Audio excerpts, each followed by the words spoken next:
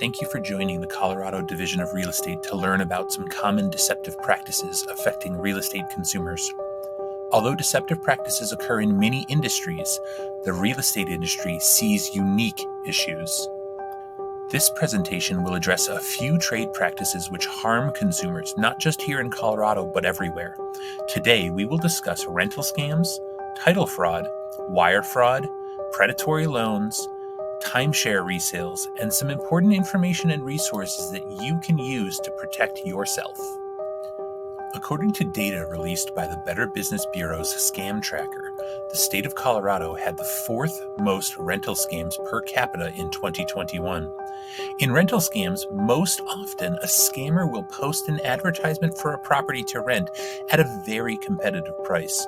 These posts are commonly made on free internet sites such as Craigslist. The advertisements appear to be legitimate and contain professional photographs and other property details. Once a victim shows interest in a property, the scammer pressures the consumer to send a deposit immediately, usually requesting it via wire transfer, cash, or other certified funds. Then, once the money is delivered, the victim never hears from the scammer again.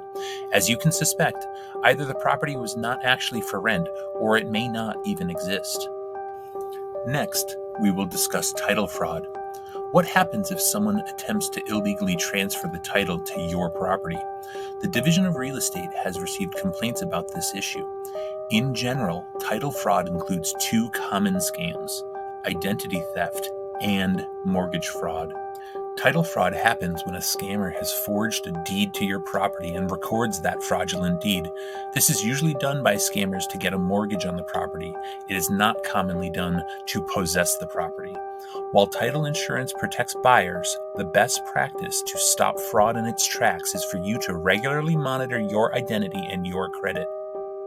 Anyone that has been a part of a real estate transaction to buy or sell real estate in the last few years has likely seen a warning message about the dangers of wire fraud.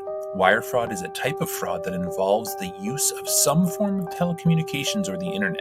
Commonly, a fraudster will direct the victim, who is a party to the real estate transaction, to send money by way of a bank transfer to an unauthorized account.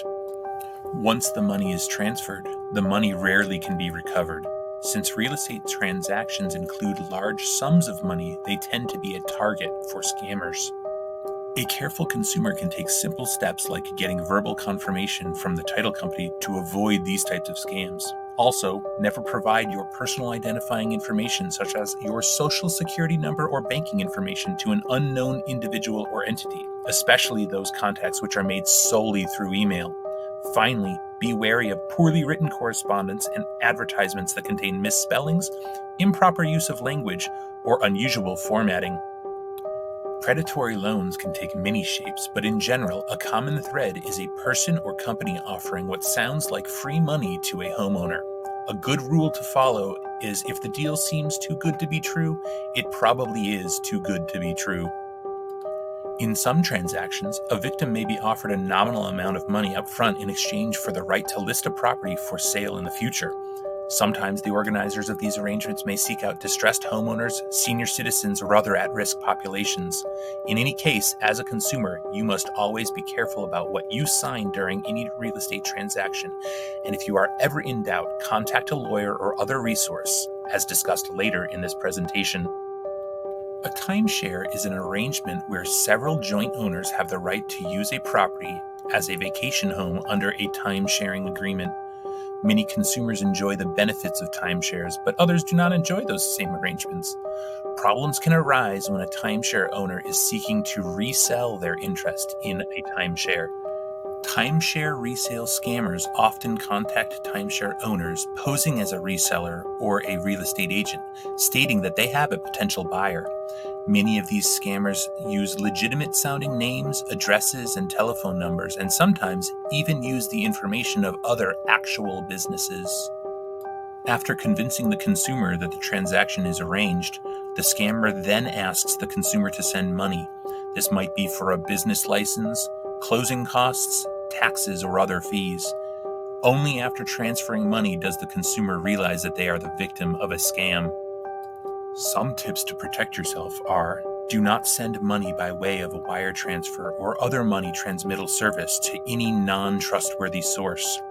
Also, avoid any listing that requires you to act immediately or pressures you to act urgently. There are many different resources available to consumers if you want to learn more. Many legal resources can be found at the Colorado Bar Association website. Stop Fraud Colorado is a website created by the Colorado Office of Attorney General, and the Colorado Legal Services offers legal assistance and representation for low-income and senior citizens. The Denver Bar Association offers an array of free legal information and legal clinics. The Better Business Bureau tracks complaints against companies and identifies different types of fraud and scams for which consumers should be aware.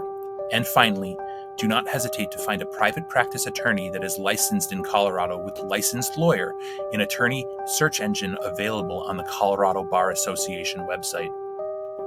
Thank you for joining the Colorado Division of Real Estate to learn more about deceptive practices in real estate. For more information, visit the Colorado Division of Real Estate website at www.dre.colorado.gov.